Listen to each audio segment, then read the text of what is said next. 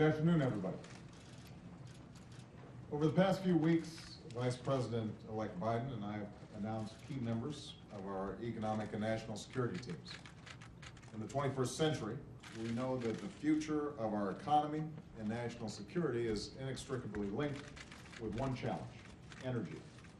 So today, we're pleased to introduce the majority of the team that will lead our efforts on energy and the environment. In the next few years, the choices that we make will help determine the kind of country and world that we will leave to our children and our grandchildren. All of us know the problems that are rooted in our addiction to foreign oil. It constrains our economy, shifts wealth to hostile regimes, and leaves us dependent on unstable regions. For over 3 decades, we've listened to a growing chorus of warnings about our energy dependence. We've heard president after president promise to chart a new course. We've heard Congress talk about energy independence, only to pull up short in the face of opposition from special interests. We've seen Washington launch policy after policy, yet our dependence on foreign oil has only grown, even as the world's resources are disappearing.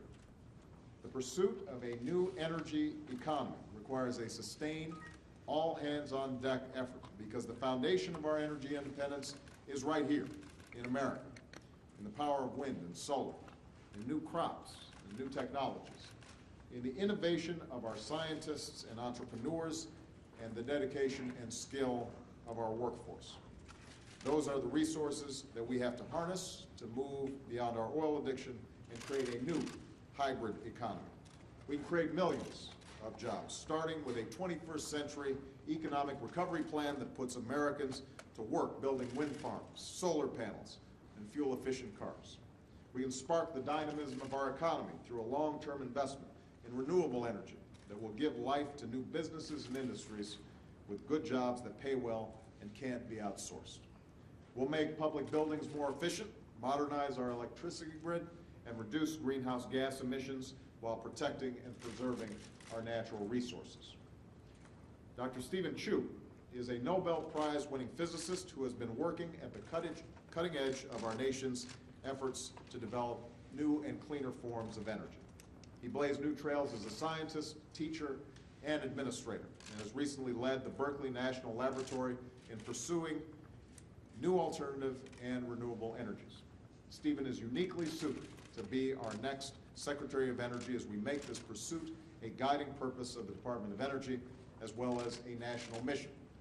The scientists at our national labs will have a distinguished peer at the helm. His appointment should send a signal to all that my administration will value science. We will make decisions based on the facts, and we understand that facts demand bold action. For my administrator of the Environmental Protection Agency, I've chosen Lisa Jackson. Lisa has spent a lifetime in public service at the local, state, and federal level. As Commissioner of New Jersey's Department of Environmental Protection, she helped make her state a leader in reducing greenhouse gas emissions and developing new sources of energy, and she has the talent and experience to continue this effort at the EPA. Lisa also shares my commitment to restoring the EPA's robust role in protecting our air, our water, and abundant natural resources so that our environment is cleaner and our communities are safer. Nancy Sudley will be an integral part of this team as the chair of my Council on Environmental Quality in the White House. In recent years, we've seen states and cities take the initiative in forging innovative solutions on energy. Nancy's been at the cutting edge of this effort, working as the regional administrator for the EPA, at the state level in Sacramento, and recently as the deputy mayor for energy and the environment in Los Angeles. I'm naming Carol Browner to a new post in the White House to coordinate energy and climate policy.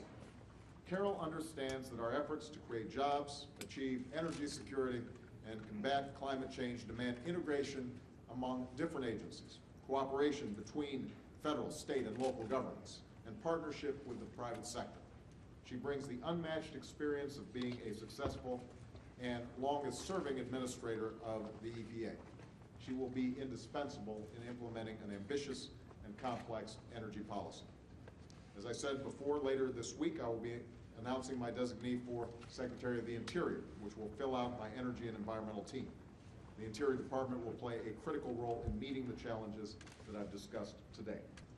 We can't afford complacency nor accept more broken promises.